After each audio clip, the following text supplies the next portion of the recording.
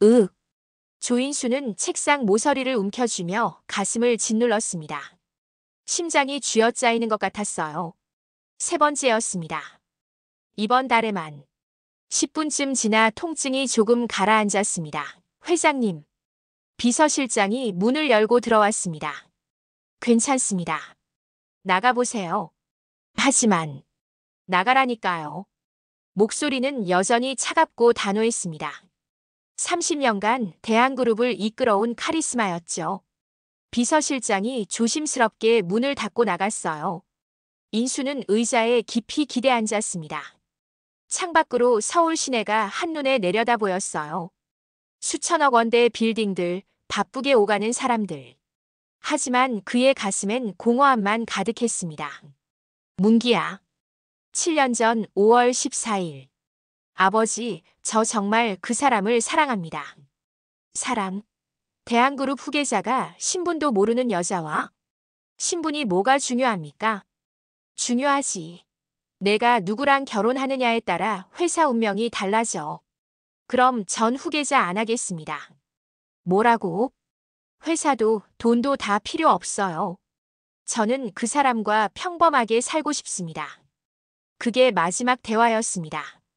문기는 집을 나갔고 5시간 뒤 경기도 용인 스피드웨이에서 브레이크 고장으로 사고가 났다는 연락을 받았죠.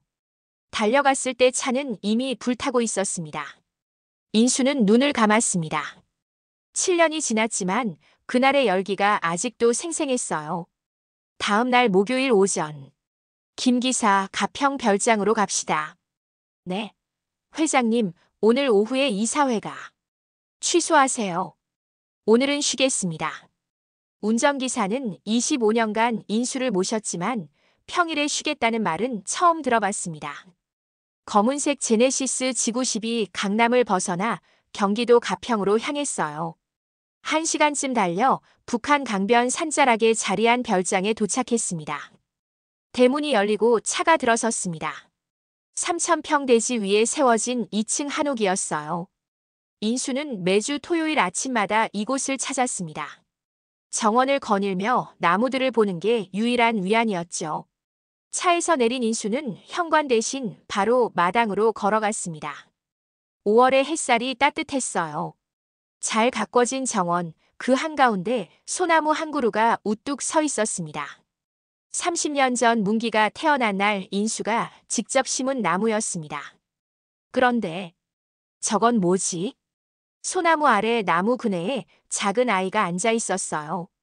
평일엔 관리인 부부만 있는 곳인데 인수는 천천히 다가갔습니다. 3m, 2m. 아이가 고개를 돌렸습니다. 인수는 그 자리에서 얼어붙었습니다.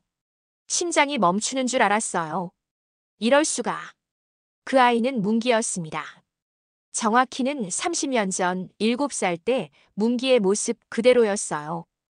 둥근 이마, 또렷한 쌍꺼풀, 입꼬리가 살짝 올라간 미소, 웃을 때 왼쪽 볼에 생기는 작은 보조개까지. 인수의 다리에서 힘이 빠졌습니다. 손이 떨리기 시작했어요. 안녕하세요. 맑은 목소리가 들렸습니다. 안녕. 인수는 가까스로 대답했습니다. 목소리가 갈라졌어요. 할아버지세요? 그래. 여기 정말 예뻐요. 저 나무들 보세요. 엄청 크죠? 아이가 활짝 웃었습니다. 그 웃음이 또 문기였어요. 인수는 5m쯤 떨어진 벤치로 걸어가 앉았습니다. 더 이상 서 있을 수가 없었어요. 넌 여기서 뭐하니? 엄마 기다리고 있어요. 엄마? 네. 엄마가 여기서 일하세요. 나무들 예뻐지게 만드는 일이요. 조경사. 인수는 주변을 둘러봤습니다. 정원 한쪽에 원예 도구들이 놓여 있었어요. 그래. 엄마가 조경 일을 하시는구나. 네. 우리 엄마 정말 대단해요. 나무 보면 어디가 아픈지 바로 알아요. 아이가 다시 그네를 탔습니다. 작은 발로 땅을 차며 앞뒤로 흔들렸어요. 그 모습을 보는 순간 인수의 눈가가 뜨거워졌습니다. 30년 전, 문기가 5살 때 인수가 저 그네를 직접 만들어줬습니다. 소나무 가지에 밧줄을 묶어서요. 아빠, 더 높이. 하늘까지 닿을 것 같아요. 문기의 목소리가 귓가에 생생했어요. 할아버지도 타보실래요? 아니, 할아버지는 그냥 보고 있을게. 할아버지 여기 사세요? 응. 주말마다 와. 혼자 사세요? 그래. 외롭지 않으세요? 인수는 대답하지 못했습니다. 외로웠습니다. 7년간 너무 외로웠어요. 할아버지 괜찮으세요? 얼굴이 안 좋으신 것 같은데. 아이가 그네에서 내려와 다가왔습니다. 작은 손이 인수의 손등을 살짝 만졌어요. 괜찮아. 할아버지 괜찮단다. 우리 엄마가 그러는데요. 아플 땐 꼭 말해야 한대요. 혼자 참으면 더 아프다고. 그 순간 인수의 눈에서 눈물 한 방울이 흘러내렸습니다. 이 아이의 따뜻함, 목소리, 눈빛, 모든 게 문기였어요. 넌 이름이 뭐니? 하기연이요. 7살이에요. 기연이. 좋은 이름이구나. 감사해요. 기연아 혹시 아빠는 계시니? 기연의 환한 표정이 순간 흐려졌습니다. 아빠는 제가 태어나기 전에 하늘나라에 가셨대요. 인수의 가슴이 철렁 내려앉았습니다. 그랬구나. 근데 괜찮아요. 엄마가 아빠 목까지 사랑해 주시거든요. 우리 엄마 세상에서 제일 강해요. 기연이 다시 활짝 웃었습니다. 바로 그때였습니다. 기연아. 여자의 목소리가 정원 저편에서 들려왔습니다. 기연아, 거기 있었구나. 작업복을 입은 여자가 급히 걸어왔습니다. 30대 초반쯤 보이는 여성이었어요. 얼굴에 땀이 맺혀 있었고 손엔 원예용 장갑이 껴져 있었습니다. 그런데 인수를 보는 순간 여자의 발걸음이 멈췄습니다. 얼굴이 하얗게 질렸어요. 엄마. 기연이 달려갔습니다. 엄마, 저기 할아버지 계세요. 여기 사시는 분이래요. 여자는 인수를 빤히 쳐다봤습니다. 입술이 파르르 떨리고 있었어요. 인수도 그 여자를 응시했습니다. 어디서 본 얼굴인데. 분명 낯익었어요. 하지만 정확히 떠오르지 않았습니다. 기연아, 이리 와. 여자가 아이의 손을 잡아당겼습니다. 목소리가 불안했어요. 저는 청솔 조경에서 나온 하연이라고 합니다. 이 정원 관리를 맡고 있습니다. 아, 조경사. 인수는 천천히 일어났습니다. 평일에 작업하시나 보죠? 네. 매주 월요일부터 금요일까지 나옵니다. 회장님은 주말에만 오신다고 해서 마주칠 일은 없을 거라고 생각했는데 오늘 갑자기 쉬고 싶어서 왔습니다. 침묵이 흘렀습니다. 연희는 계속 고개를 숙이고 있었어요. 인수와 눈을 마주치지 않으려는 것 같았습니다. 하연의 씨라고 하셨죠? 네. 혹시 우리 어디서 만난 적 있습니까? 연희의 손이 미세하게 떨렸습니다. 아닐 겁니다. 아닌 것 같지 않은데요. 분명 어디선가.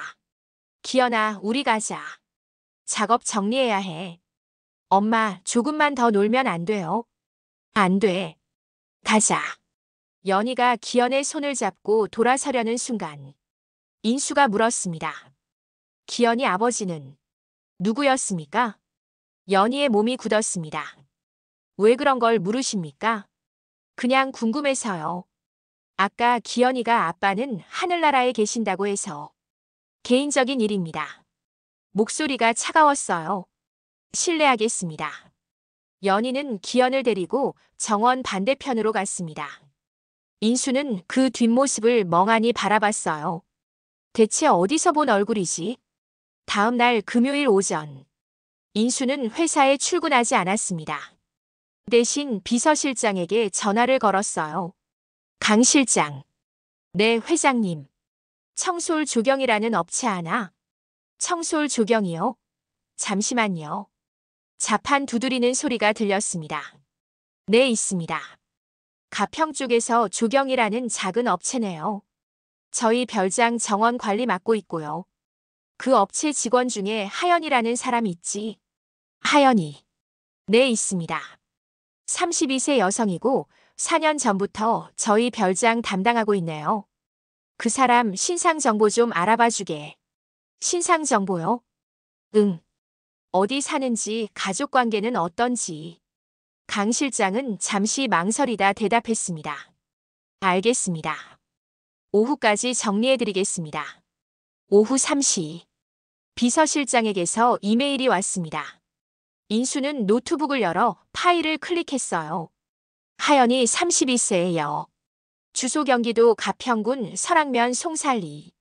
학력 서부대학교 원예학과 졸업.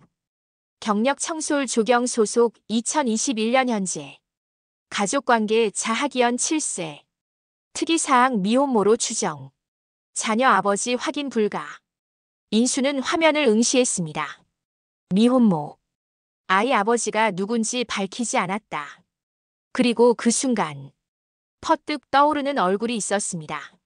7년 전. 회장님, 문기 상무님이 사귀는 여자 사진입니다. 비서실장이 건넨 사진. 대학생으로 보이는 젊은 여자였습니다. 문기와 함께 찍은 커플 사진이었어요. 이 여자와 헤어지게 만드세요. 어떻게 하면 될까요? 돈을 주든 뭘 하든 상관없어요. 내 아들이 이런 여자랑 결혼할 순 없습니다. 그 사진 속 여자. 하연이었습니다. 인수는 의자에서 벌떡 일어났습니다. 그 여자. 문기를 사귀던 그 여자였어. 심장이 빠르게 뛰기 시작했어요. 그렇다면 기현이는 아이 아버지가 누군지 밝히지 않았다는 것은 설마. 인수는 급히 전화기를 들었습니다. 김 기사. 지금 당장 차 빼세요. 가평으로 갑니다. 1시간 후. 인수는 별장 정원에 서 있었습니다. 연희는 장미 덤불을 손질하고 있었어요. 기현은 옆에서 물을 주고 있었고요. 하연애 씨. 연희가 돌아봤습니다. 인수를 보자 표정이 굳어졌어요. 회장님. 오늘도 오셨습니까? 당신과 할 얘기가 있소. 무슨. 기현아. 인수가 아이에게 다가갔습니다. 할아버지가 기현이한테 줄 게 있는데 저기 별장 안에 있어. 가서 가져올래? 정말요? 뭔데요? 가보면 알아. 현관 들어가서 오른쪽 거실에 큰 상자 있을 거야. 와, 저 갈게요. 기현이 신나서 별장으로 달려갔습니다. 물론 거기엔 아무것도 없었어요. 아이를 떼어놓기 위한 거짓말이었습니다. 인수와 연희만 정원에 남았습니다. 당신, 7년 전에 내 아들을 만났었죠. 연희는 대답하지 않았습니다. 대답하시오. 문기를 사귀었죠? 그리고 기현이는 문기의 아들입니까? 연희의 눈에서 눈물이 흘러내렸습니다. 어떻게 아셨어요? 역시 그랬군요. 인수의 다리에서 힘이 빠졌습니다. 벤치에 털썩 앉았어요. 왜 말하지 않았습니까? 말할 수 없었어요. 왜요? 두려웠으니까요. 연희의 목소리가 떨렸습니다. 회장님 같은 분이 이 사실을 아시면 기현이를 빼앗아갈 거라고 생각했어요. 가난한 엄마보다는 재벌집에서 키우는 게 낫다고 하시면서. 그래서 7년간 혼자 키웠단 말이요. 네. 인수는 얼굴을 손으로 감쌌습니다. 당신, 문기가 죽은 걸 알고 있었소? 네. 뉴스로 봤습니다. 그런데도 연락하지 않았어요. 못했어요. 장례식장에 갔지만 들어가지도 못했어요. 멀리서 영정만 보고 왔습니다. 그리고 임신 사실은 언제 알았소? 장례식 2주 후에요. 그때는 이미 돌이킬 수 없었습니다. 인수는 한참을 말없이 앉아 있었습니다. 손자. 문기의 아들. 7년간 몰랐던 손자가 지금 저 별장 안에 있었어요. 회장님. 연희가 조심스럽게 말했습니다. 저희를 그냥 모르는 척 해주세요. 기현이는 제가 잘 키우고 있어요. 아무것도 필요 없습니다. 무슨 소리요? 인수가 벌떡 일어났습니다. 내 손자를 모르는 척하라고. 그게 말이 됩니까? 하지만은 무슨. 기현이는 내 피를 이은 아이예요. 문기의 아들이고. 회장님, 7년 전 생각하세요. 회장님은 저와 문기님이 사귀는 걸 반대하셨잖아요. 그건 신분이 다르다고 하셨어요. 대한그룹 후계자가 평범한 여자와 사귀면 안 된다고. 인수는 아무 말도 할 수 없었습니다. 사실이었으니까요. 맞소. 내가 그랬소.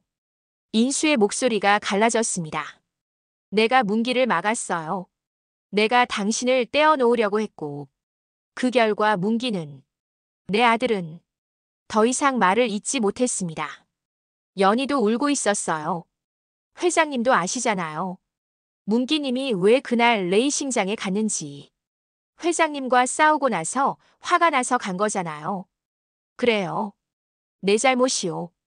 그러니까 저희는 그냥 이대로. 안 됩니다. 인수가 단호하게 말했습니다. 7년 전엔 내가 틀렸소. 하지만 지금은 다릅니다. 기현이는 내 손자예요. 더 이상 당신 혼자 키우게 둘 수 없소. 회장님, 제발 부탁이요. 인수가 연희 앞에 무릎을 꿇었습니다. 이 늙은이한테 기회를 주시오. 손자를 볼 기회를. 회장님 일어나세요.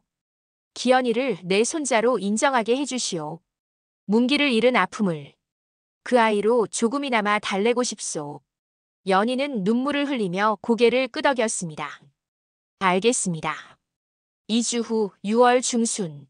서울 송파구 신천동의 한 조용한 빌라 3층. 엄마, 여기가 우리 집이에요. 기현이 거실을 둘러보며 물었습니다. 20평 남짓한 작은 공간이었지만 가평 시골집보다는 훨씬 나았어요. 응. 당분간 여기서 지낼 거야. 창문이 2개나 있어요. 연희는 창밖을 내다봤습니다. 한강이 멀리 보였어요. 인수는 이 집을 전세로 얻어줬습니다. 3억 원짜리였죠. 너무 큰 집은 부담스러울 거라며 적당한 크기로 골랐다고 했어요. 연희 씨, 불편한 건 없으십니까? 인수가 현관에 서서 물었습니다. 아니요, 정말. 너무 좋습니다. 당분간은 조용히 지내는 게 좋을 것 같아서요. 회사에 알리기 전에. 회사에요? 응. 아직 때가 아니에요. 좀 더 기다려야 해요. 인수는 무언가 걱정하는 표정이었습니다. 다음 날 월요일 아침. 대한그룹 본사 42층.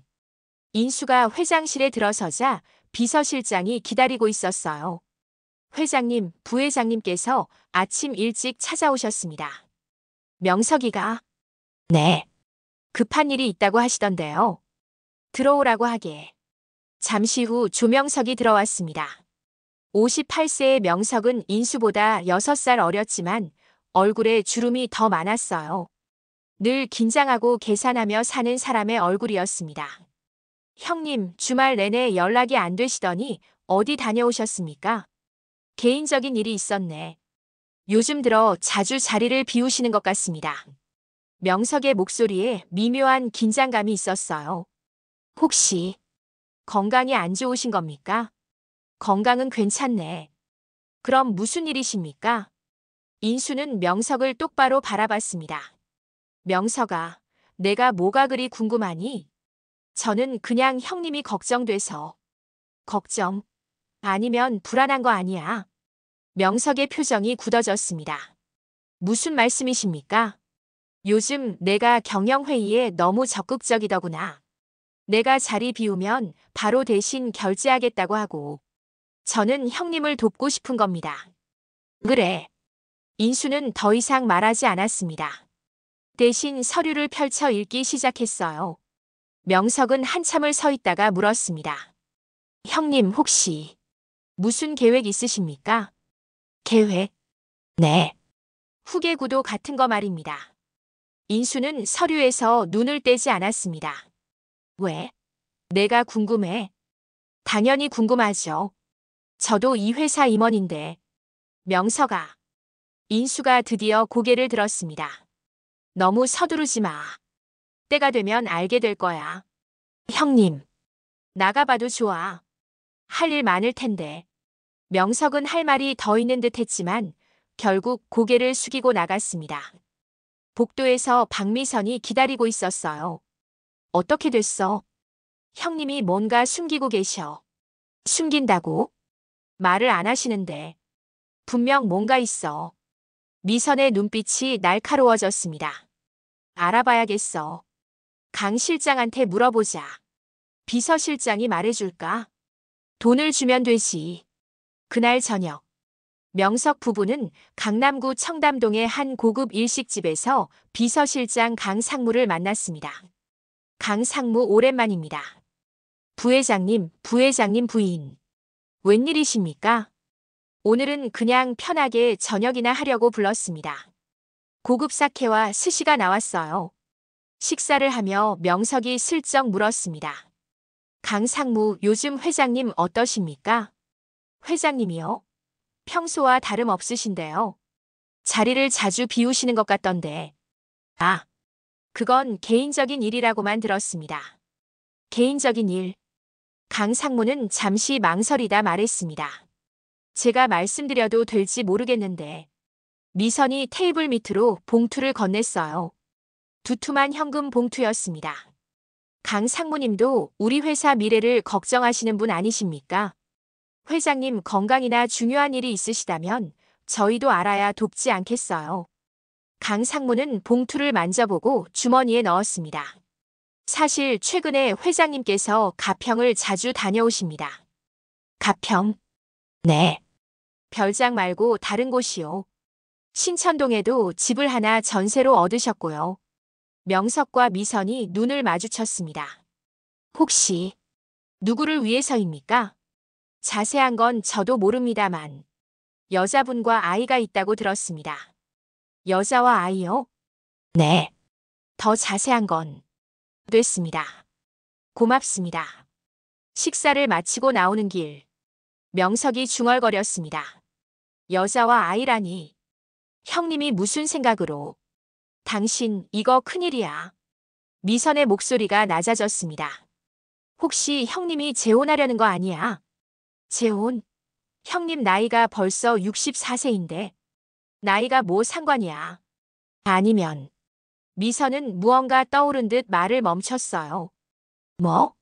만약 그 아이가 형님 핏줄이라면? 명석의 얼굴이 하얗게 변했습니다. 설마 그럴 리가. 확인해봐야 해. 당장. 다음 날 화요일. 명석은 사설 탐정을 고용했습니다. 신천동 빌라 3층에 사는 여자와 아이를 미행해주세요. 어디 가는지, 누구를 만나는지 전부 보고하세요. 알겠습니다. 3일 후 탐정으로부터 보고서가 왔습니다. 대상 하연이 32세, 하기연 7세. 거주지 서울시 송파구 신천동 빌라 3층. 특이사항.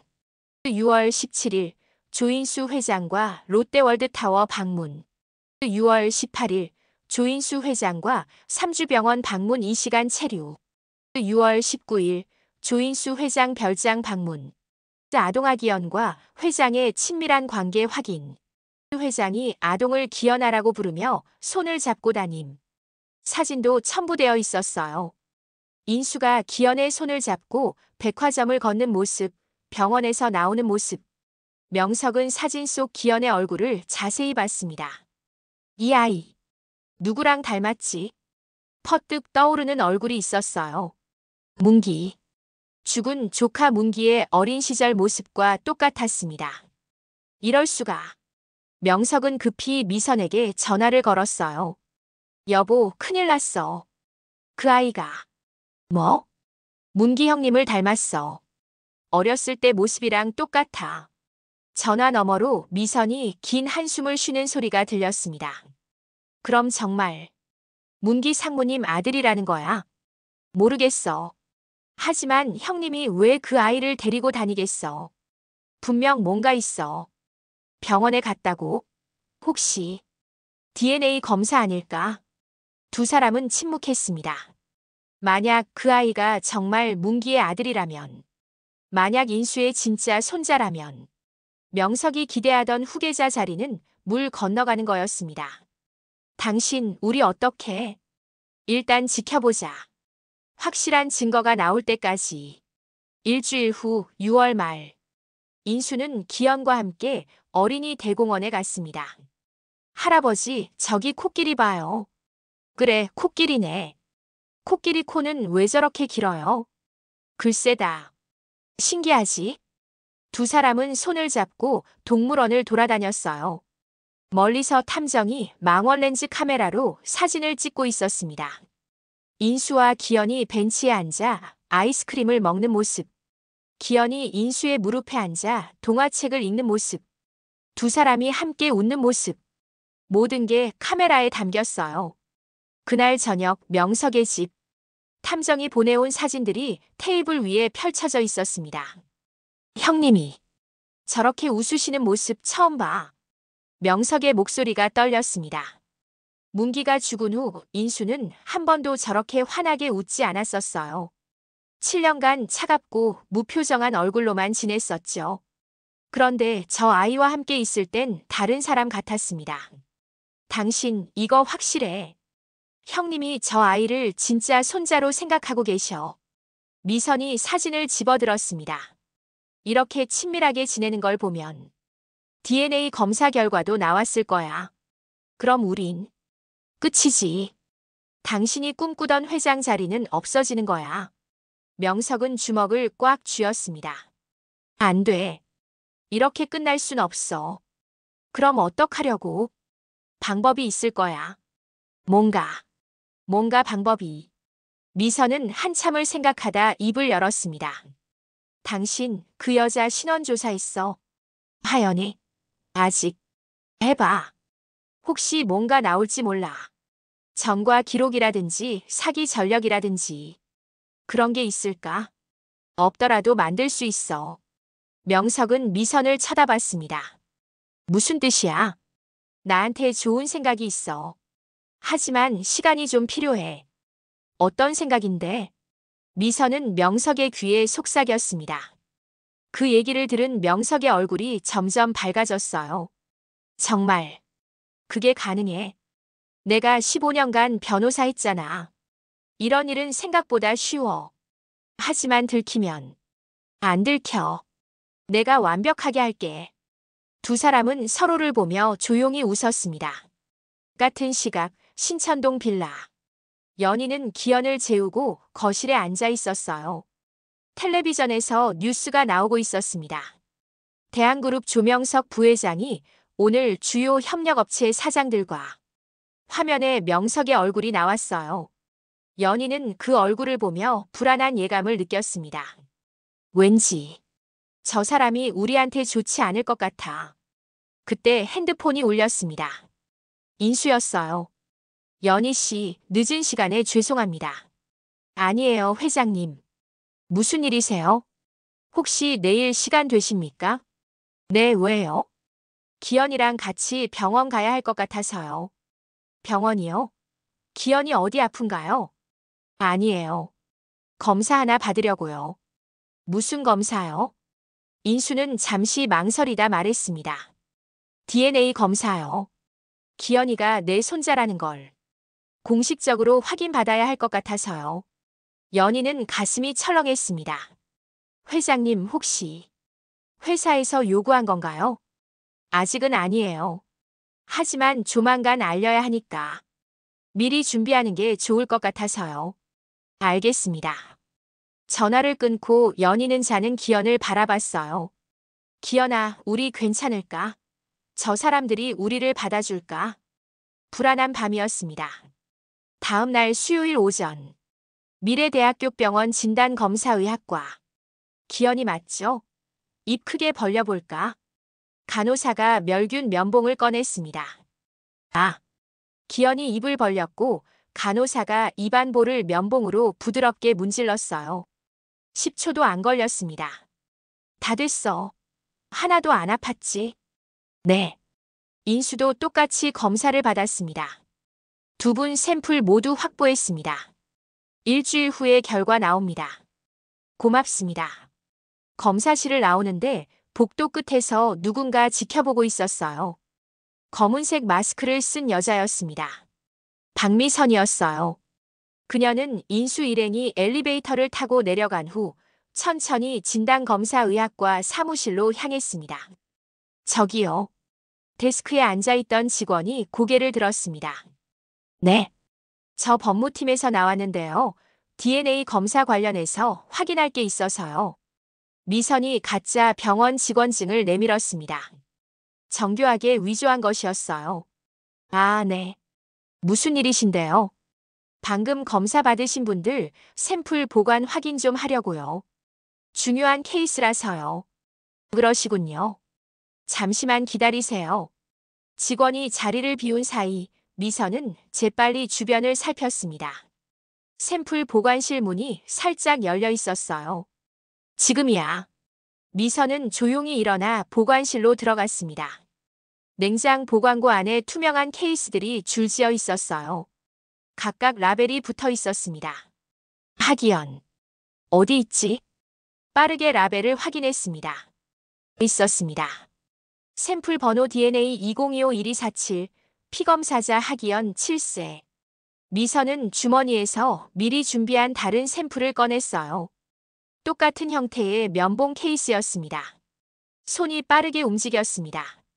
기연의 샘플을 빼내고 준비한 샘플을 넣었어요. 15초. 거기 누구세요? 뒤에서 목소리가 들렸습니다. 미선이 돌아보니 다른 간호사가 서 있었어요.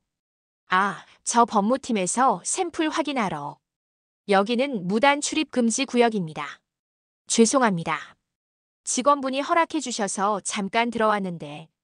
미선은 태연하게 웃으며 밖으로 나왔습니다. 확인 다 됐으니 가보겠습니다. 가슴이 두근거렸지만 걸음은 느긋했어요. 엘리베이터에 타서 1층으로 내려갔습니다. 밖으로 나오자마자 미선은 빠르게 걸었어요. 됐어. 일주일 후면 결과 나와. 혈연 관계 없으므로. 그날 저녁 명석의 집. 정말했어.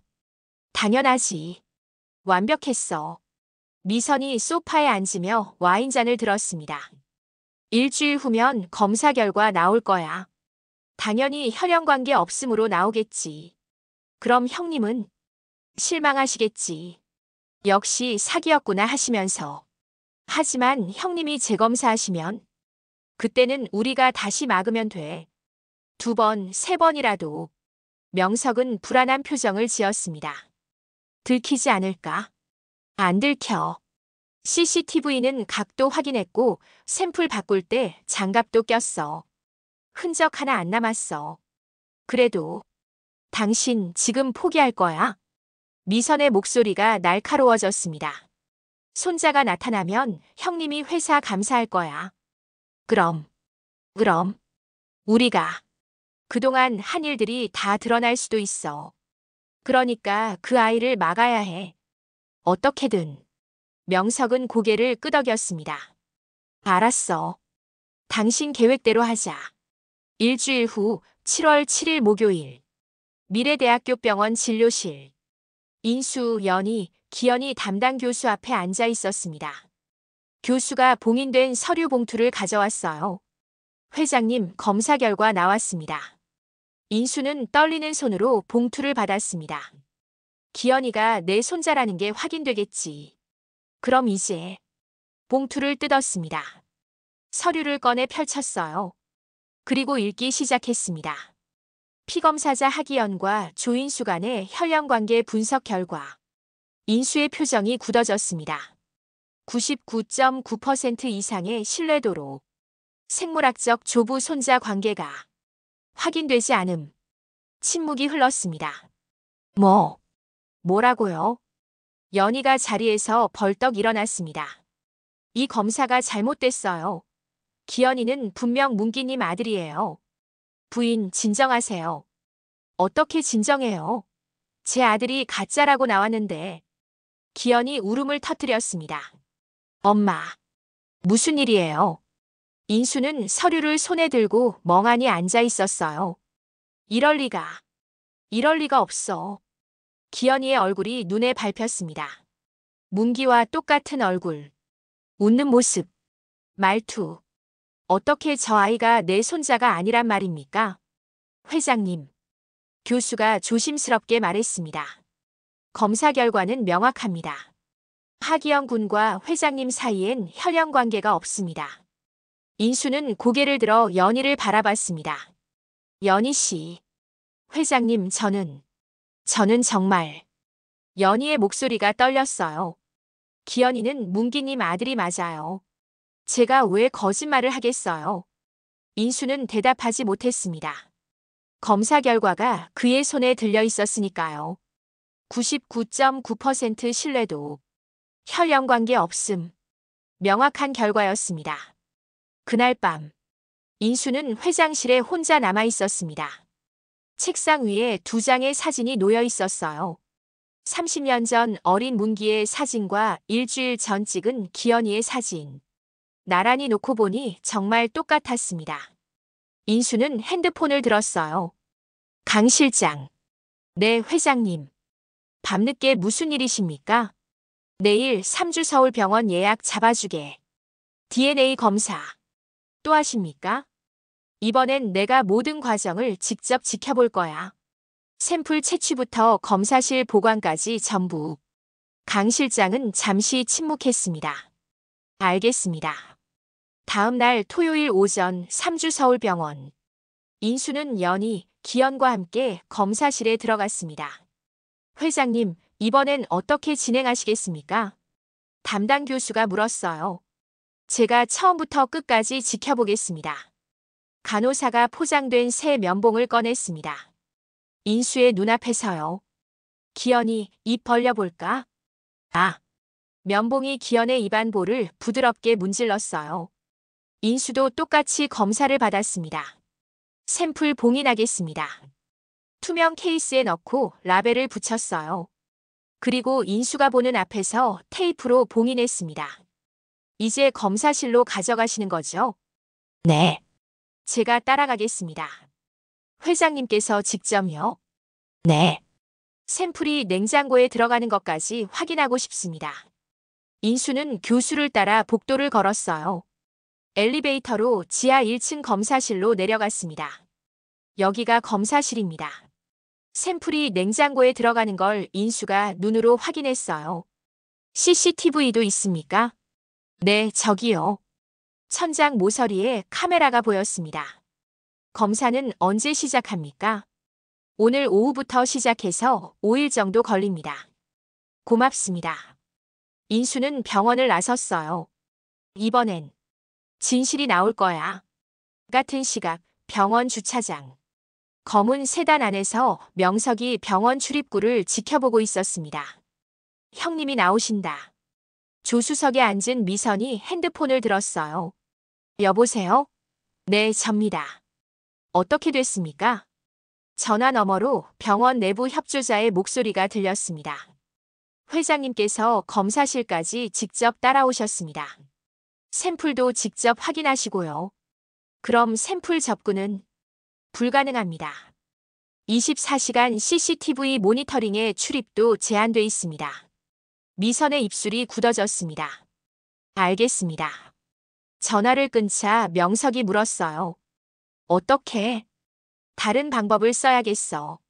무슨 방법? 전산 시스템이야. 검사 결과 데이터를 바꾸는 거지. 그게 가능해. 병원 IT 업체 직원 중에 아는 사람이 있어. 충분히 돈만 주면. 미선은 핸드폰으로 연락처를 찾기 시작했습니다. 3일 후 화요일 밤 11시. 3주병원 지하 1층 서버실 앞. IT 유지보수 업체 직원 복장을 한 남자가 출입카드를 찍었습니다. 삐.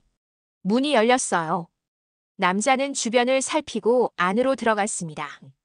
서버가 줄지어 있는 방이었어요. DNA 2025-1589 어디 있지? 노트북을 꺼내 서버에 연결했습니다. 화면에 병원 시스템 로그인 창이 떴어요. 미리 받아온 관리자 계정으로 접속했습니다. 검사 결과 데이터. 여기. 하기연과 조인수의 검사 파일이 보였어요. 아직 결과는 입력되지 않았습니다. 미리 결과를 입력해두면 나중에 자동으로 이게 나올 거야. 손가락이 키보드를 두드렸습니다. 그런데 화면이 갑자기 멈췄어요. 접근 거부. 보안 시스템 작동. 관리자에게 알림 전송됨. 뭐야? 남자는 당황해서 노트북을 끄려고 했습니다. 그 순간 서버실 문이 열렸어요. 거기 뭐 하는 겁니까? 병원 보안팀 직원 2명이 들어왔습니다. 저는 유지보수. 유지보수는 낮에만 합니다. 당신 누구죠? 남자는 노트북을 집어들고 뛰쳐나가려 했습니다. 하지만 보안팀이 붙잡았어요. 가만히 있어. 다음 날 수요일 오전. 인수는 병원으로부터 전화를 받았습니다. 회장님, 급히 말씀드릴 일이 있습니다. 병원으로 오실 수 있으십니까? 무슨 일입니까? 전화로는 직접 뵙고 말씀드리겠습니다. 1시간 후 인수는 병원장실에 앉아 있었습니다. 병원장과 보안팀장, 그리고 IT 담당자가 함께 있었어요. 회장님, 어젯밤 심각한 일이 있었습니다. 심각한 일이요? 보안팀장이 태블릿을 꺼내 영상을 보여줬습니다. 어젯밤 11시 23분, 누군가 서버실에 불법 침입했습니다. 화면에 IT 업체 옷을 입은 남자가 서버실에 들어가는 장면이 나왔어요. 이 사람은 저희 협력업체 직원이 아닙니다. 도용한 출입카드로 들어온 거죠. 뭘 하려고 한 겁니까? IT 담당자가 노트북을 돌렸습니다. 이 사람의 컴퓨터 로그를 분석했습니다. 회장님의 DNA 검사 결과 파일에 접근하려고 했더군요. 인수의 눈이 커졌습니다. 뭐라고요? 검사 결과가 아직 입력되기 전에 미리 가짜 결과를 입력하려 한 것 같습니다. 그럼 이 사람은 다행히 저희 보안 시스템이 막았습니다.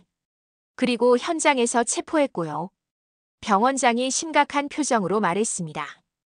회장님, 누군가 회장님의 검사 결과를 조작하려고 시도했습니다. 이건 명백한 범죄 행위입니다.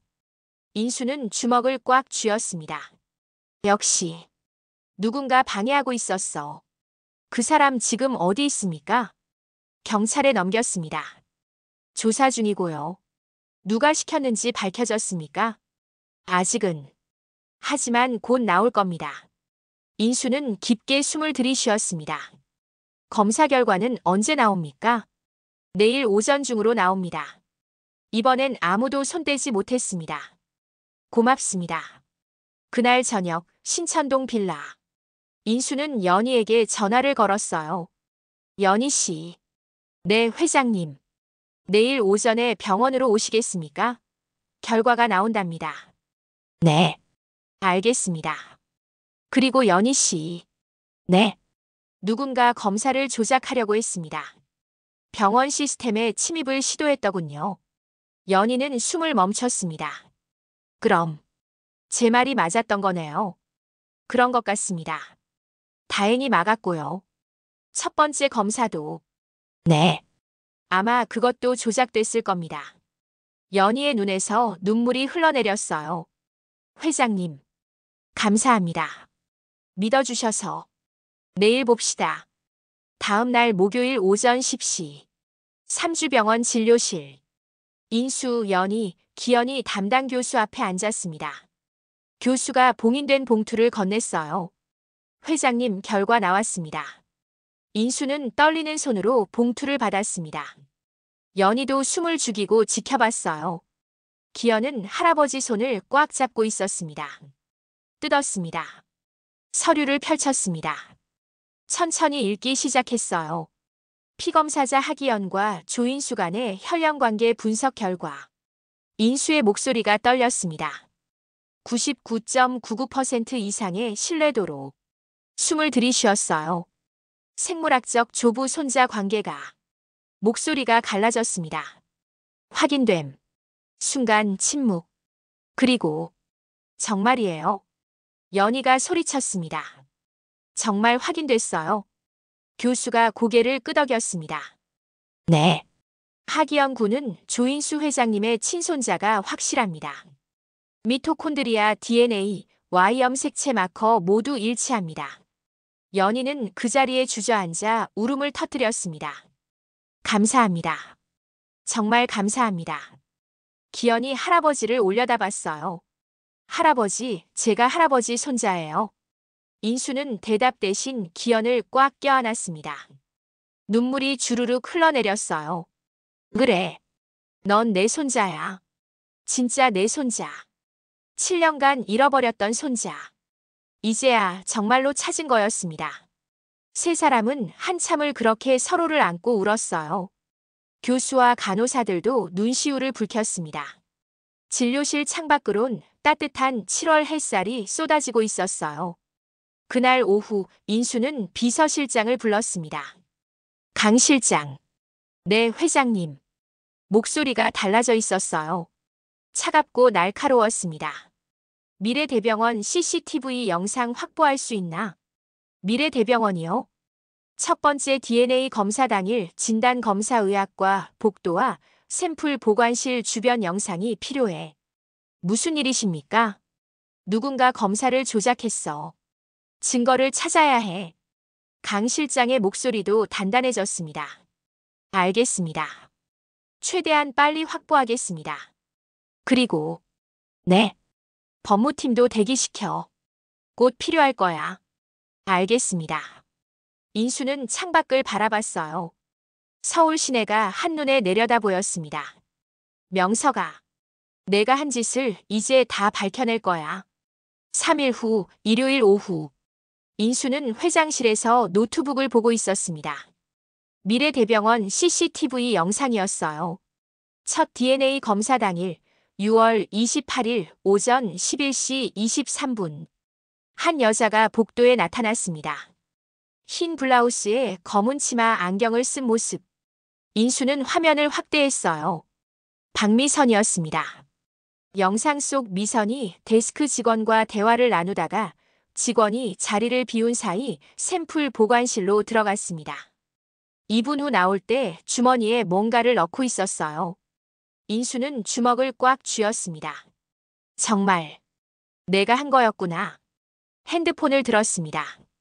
강 실장, 내일 아침 8시 긴급 임원회의. 이사급 전원과 법무팀, 감사팀 소집하게. 네, 회장님. 명석이도 불러. 다음 날 월요일 오전 8시. 대한그룹 본사 28층 대회의실. 임원 15명이 앉아 있었고 명석과 미선도 자리에 있었어요. 인수가 들어왔습니다. 여러분도 아시다시피 제게 손자가 있습니다. 하기연, 고 조문기의 아들입니다. 노트북을 켰어요. 스크린에 3주 병원 검사 결과지가 떴습니다. 친손자임이 확인됐습니다.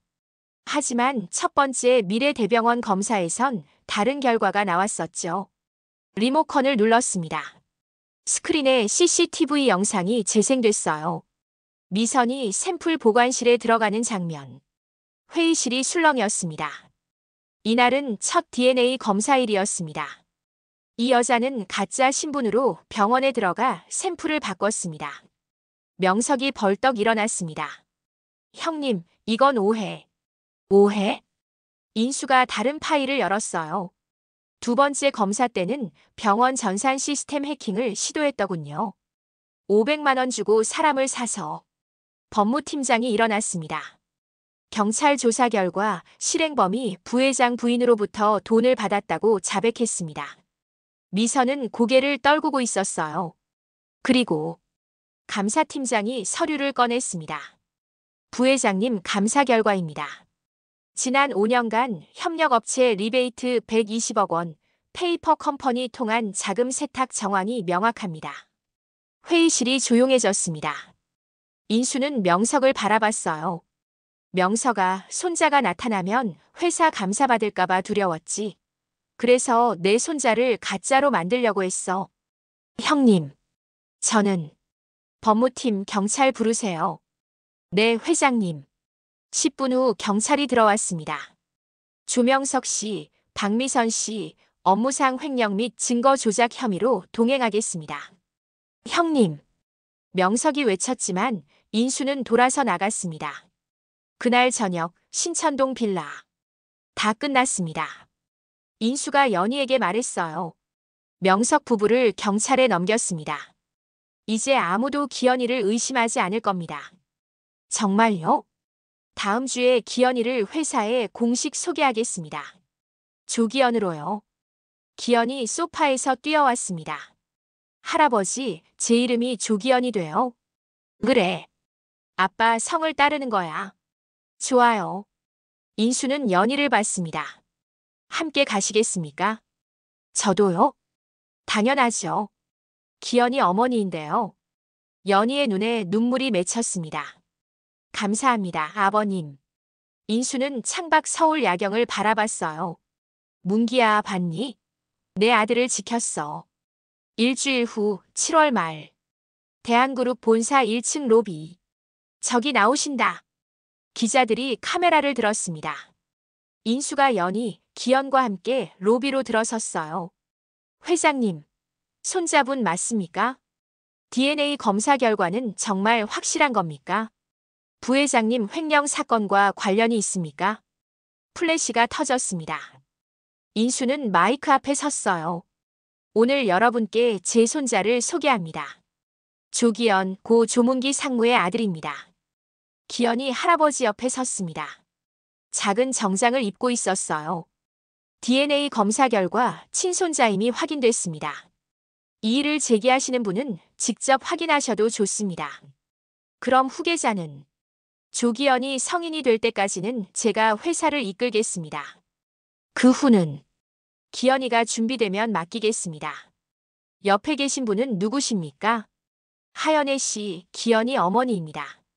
연희가 고개를 숙여 인사했어요. 미혼모라는 사실이 문제가 되지 않습니까? 문제될 게 뭡니까? 인수의 목소리가 단호했습니다. 7년간 혼자 내 손자를 키운 훌륭한 어머니입니다. 그걸로 충분합니다. 기자회견이 끝나고 42층 회장실. 회장님, 반응이 좋습니다. 비서실장이 태블릿을 보여줬어요. 포털 사이트 실시간 검색어 1위에 조기현이 올라 있었습니다. 7년 만에 찾은 손자 감동적이네요. DNA 검사까지 조작하려던 동생은 진짜 악질이다. 미혼모 편견 깬 회장님 멋있다. 댓글들이 줄을 이었어요. 인수는 창밖을 바라봤습니다. 강 실장. 네. 기현이 최고의 유치원으로 전원할 수 있게 도와주게. 알겠습니다. 그리고 연희 씨 일자리도 조경일 계속하시겠다면 우리 그룹 계열사에서 정식 직원으로 모시고. 네, 회장님. 똑똑. 문이 열리고 기현이 뛰어들어왔습니다. 할아버지. 기현아, 회장실에선 뛰면. 인수의 말이 끊겼어요. 기현이 안겼기 때문입니다. 할아버지, 저 오늘 텔레비전 나왔어요. 친구들이 봤대요. 그래. 부끄럽지 않았니? 아니요. 할아버지랑 같이 나온 거 자랑스러워요. 인수는 기현을 안고 한참을 그렇게 서 있었어요. 강 실장이 조용히 밖으로 나갔습니다. 저녁 가평 별장. 인수, 연희, 기현 세 사람이 소나무 아래 벤치에 앉아 있었습니다. 아버님, 정말 괜찮으셨어요? 제가 회사에 같이 나가서. 괜찮다니까요. 당신은 기현이 어머니지 않습니까? 하지만 사람들이 뭐라고 할까봐. 신경 쓰지 마세요. 인수가 단호하게 말했습니다. 이제 우린 가족입니다. 남들이 뭐라든. 기현이 그네로 달려갔어요. 할아버지, 엄마, 저 그네 탈게요. 조심해, 기현아. 그네가 앞뒤로 흔들렸습니다. 30년 된 소나무 아래에서요. 인수는 2층 서재로 올라갔습니다. 문기의 사진이 걸려있는 곳이었어요. 엑즈 앞에 섰습니다. 문기야. 아빠가 약속 지켰어. 내 아들을 찾았고 지켰어.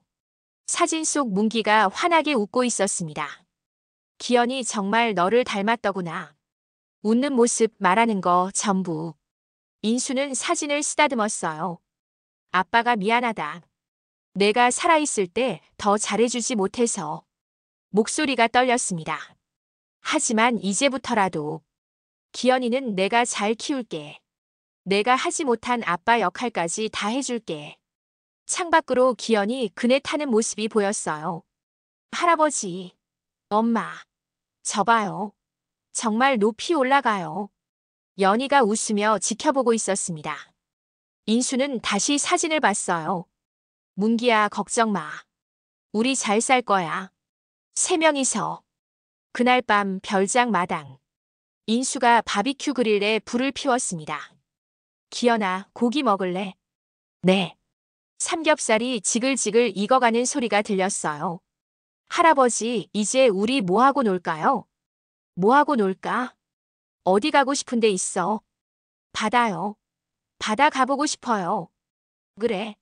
그럼 다음 주에 부산 갈까? 와. 연희가 상추를 씻으며 미소 지었습니다. 아버님, 너무 많이 해주시는 거 아닌가요? 많이라니요. 이제 시작인데. 세 사람은 마당 테이블에 둘러앉아 저녁을 먹었어요. 7월의 밤 공기가 시원했습니다. 기현아. 네, 할아버지. 할아버지가 하나 물어봐도 될까? 네. 넌 아빠가 보고 싶니? 기현은 잠시 생각하다 대답했습니다. 보고 싶어요. 근데, 할아버지가 계시니까 괜찮아요. 할아버지가 아빠 대신 해주시잖아요. 인수의 눈가가 뜨거워졌습니다. 고마워, 기현아. 제가 왜요?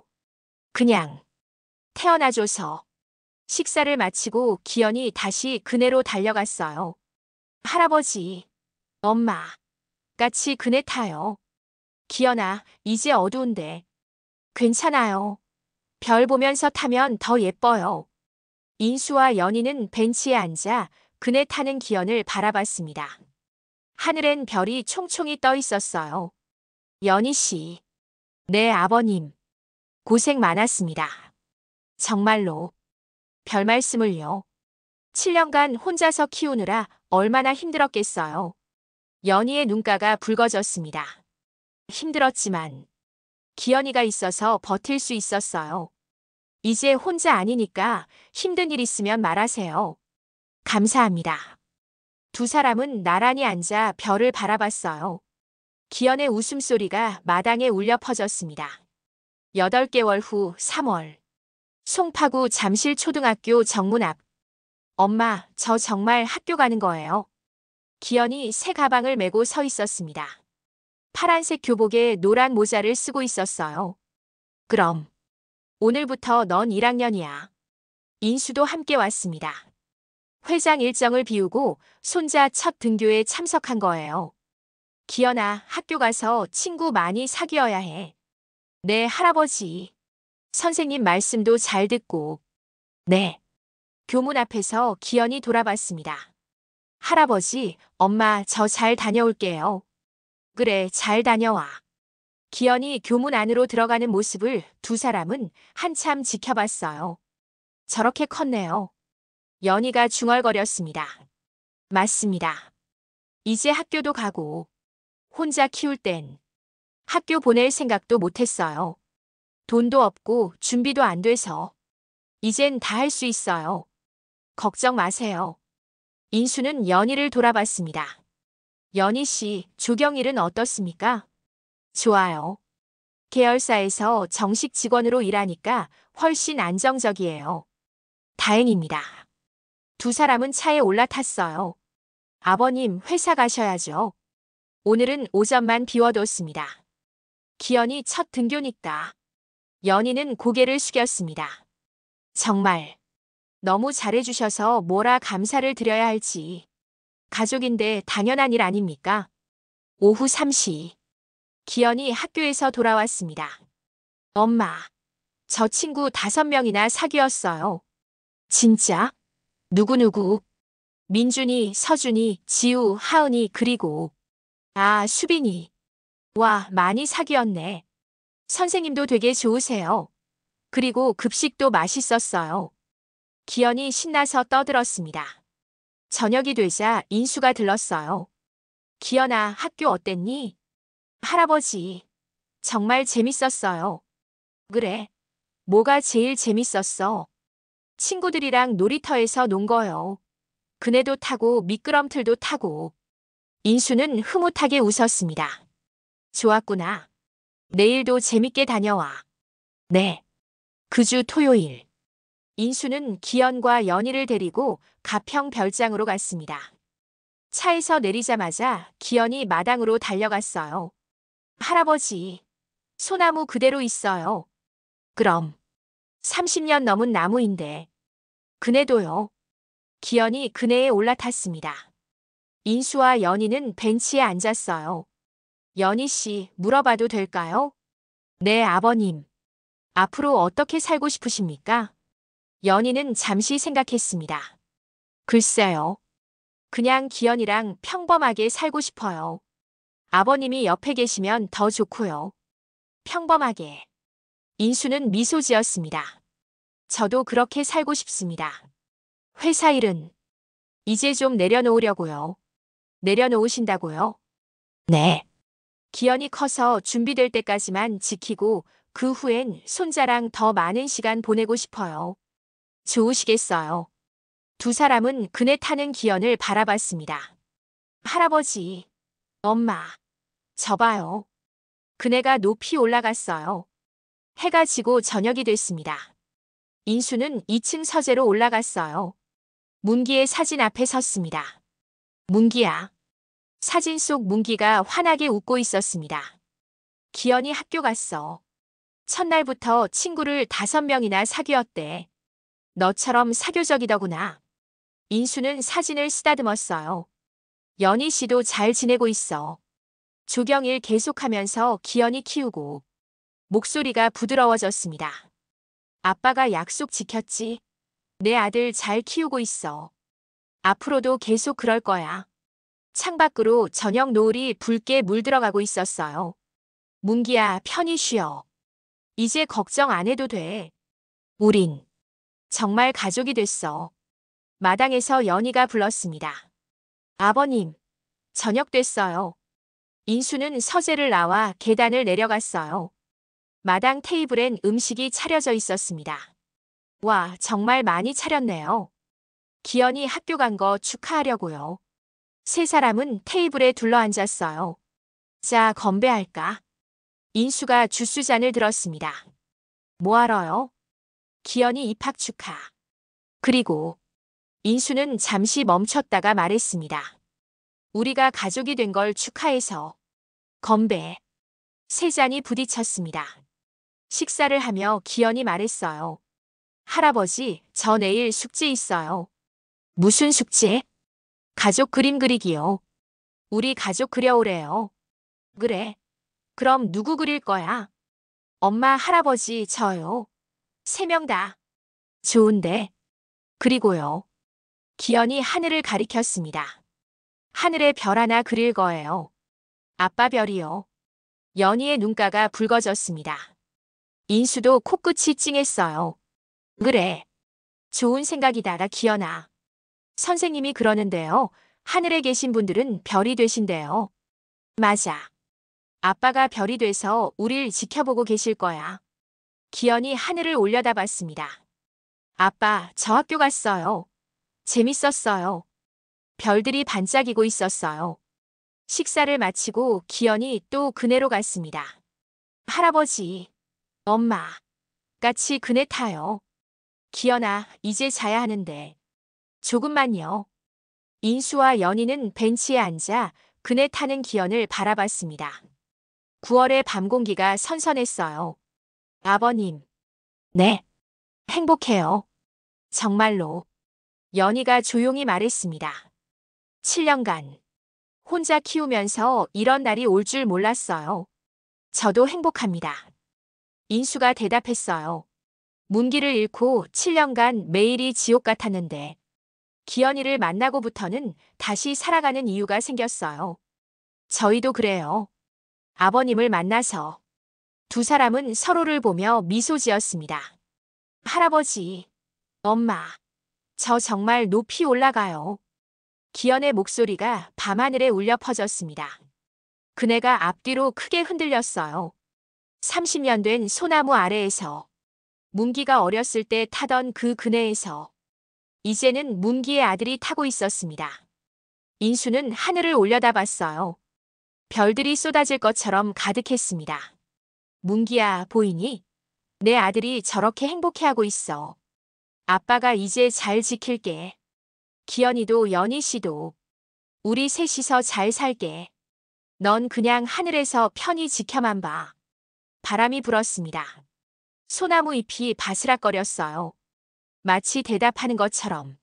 할아버지, 엄마, 손 흔들어요. 기현이 그네 위에서 손을 흔들었습니다. 인수와 연희도 손을 흔들었어요. 가평 별장 마당에 웃음소리가 가득했습니다. 7년간의 긴 이별이 끝나고 세 사람은 진짜 가족이 됐습니다. 그리고 그들을 지켜보는 건 30년 된 소나무와 밤하늘의 별 하나였습니다.